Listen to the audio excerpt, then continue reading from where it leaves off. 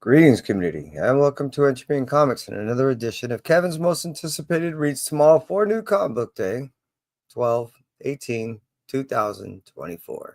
And here we are once again. Here we are once more. And we're really winding down real close to the end of the year. And I just want to take a moment to thank everybody that's cruised along with me throughout this whole year, subscribed, all the likes, and all the support.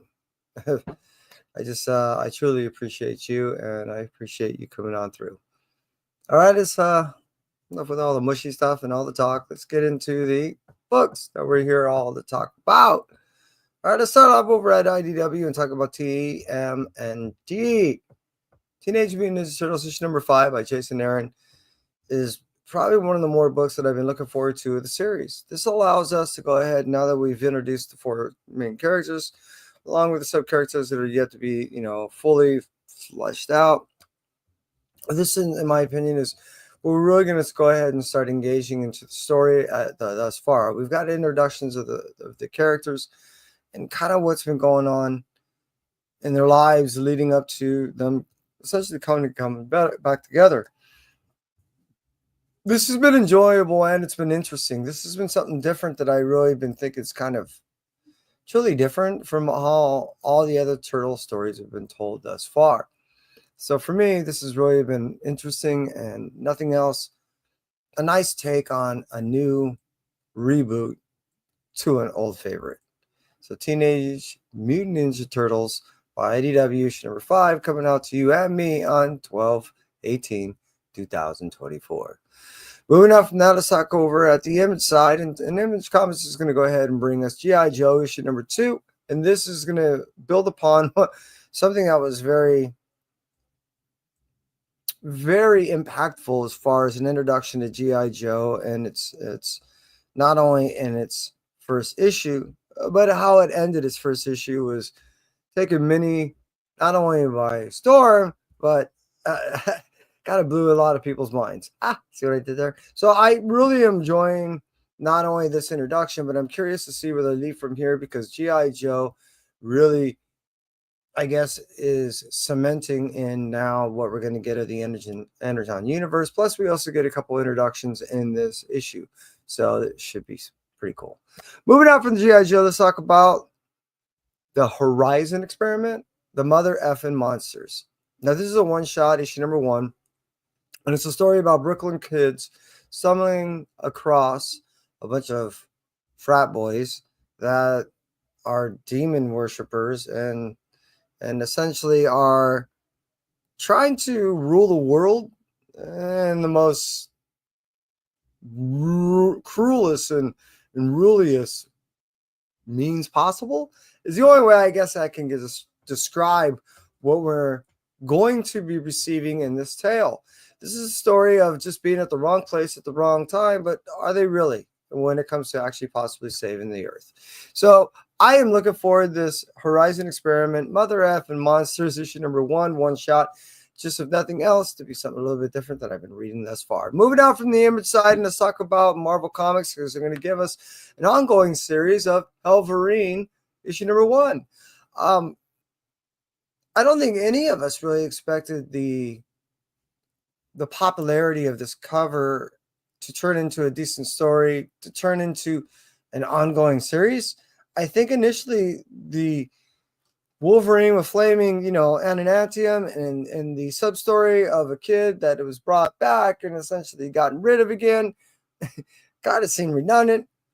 Actually turned into a decent story that's going to give us an ongoing series that until now I'm hearing there's at least 5 issues that are on lockdown. I'm looking forward to reading. Before in which I continue engaging, I want to go ahead and thank those that decided to cruise on through. Ben, I appreciate you being here, buddy. I seriously do.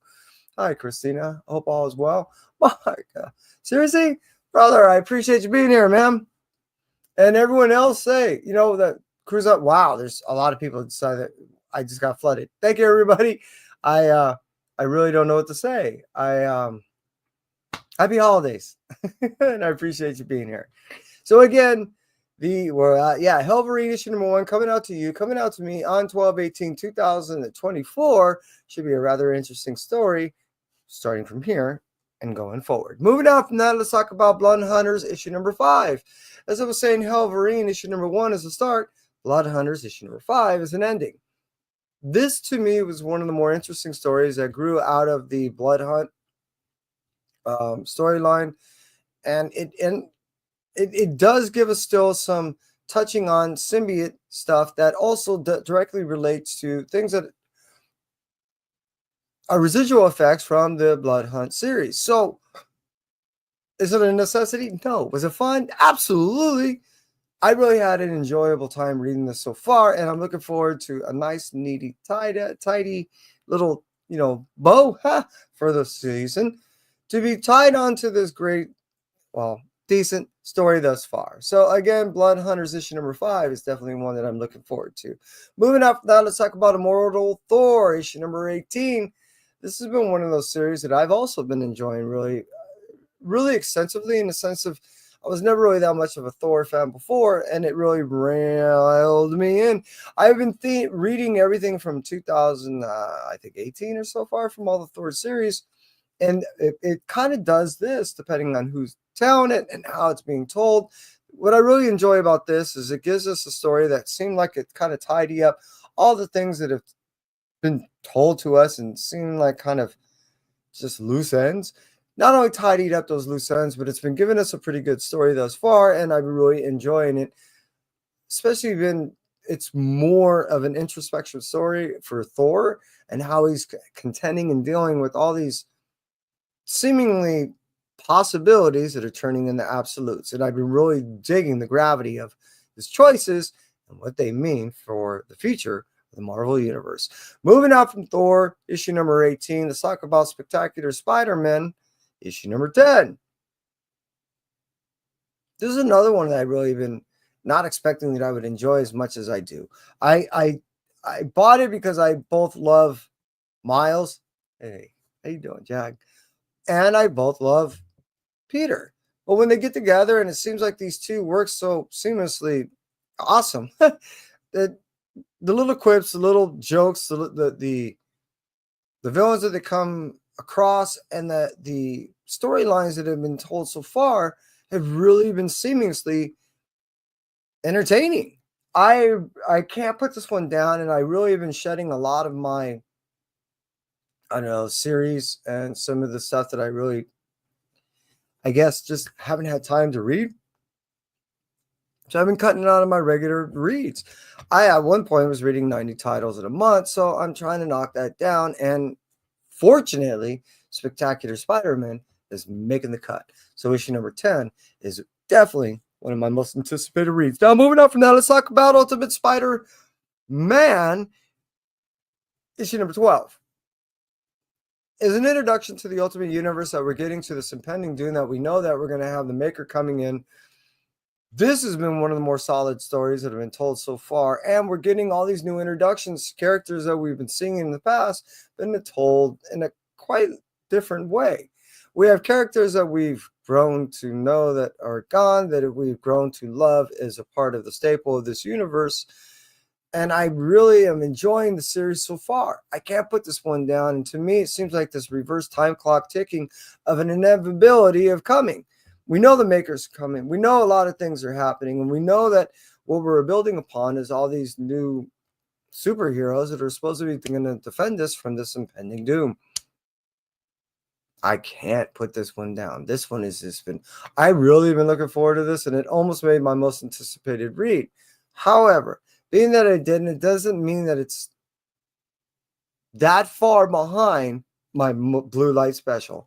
That being stated, my Blue Light Special is for this week coming out of Dynamite Comics. Sweet Candy Vigilante, Volume 2, issue number 6. Now, I'm not quite certain if this issue number 6 kind of finalizes this second volume. However, that being stated, what I really enjoy about the series is opposed to a lot of the other things that I've been reading that seem kind of tropish and kind of stereotypical to the comic book universes in which that we read. Sweet Candy Vigilante seems to shatter all those things and tells a story all her own.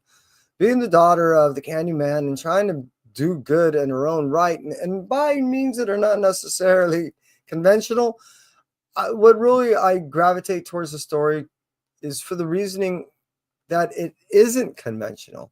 It's something that allows me to go ahead and shatter the tropes in which some of the books that I read, and it does allow me to go ahead and in some kind of way cleanse the palate of my reading, cleanse my reading palate. However, it allows me to go ahead and break the monotony of some of the books that I read, or trying to remember some of the things that I do because of the way how well written this book is allows me to quickly recall some of the story in which that I just read a month, 5 weeks, 6 weeks ago. Now, this book, I admit, storyline is not necessarily timely. It doesn't always show up every 4 weeks or 5 weeks. Sometimes I have to wait just a little bit, but it doesn't mean that it takes away from the story in any kind of way. All it does, it just makes me kind of yearn for the story that much more. And as it stands, this is a perfect example. Sweet Candy Vigilante is not only something that I definitely recommend to anybody over the age of 13 to have just some good insanity fun, but it allows anyone to be able to, again, cleanse that palate of whatever you're presently reading, and it'll definitely guarantee to give you some fun, laughter, joy, and if nothing else, a sweet way to give you a nice violent read. That's it for me, Entropy. And to all those that decide to cruise on through, I appreciate you. I truly do. Jag, Christina, Ben, Mark, uh, anybody I may have missed at a cruise on through, I appreciate you. And you stay well. And that's it for me, Entropy.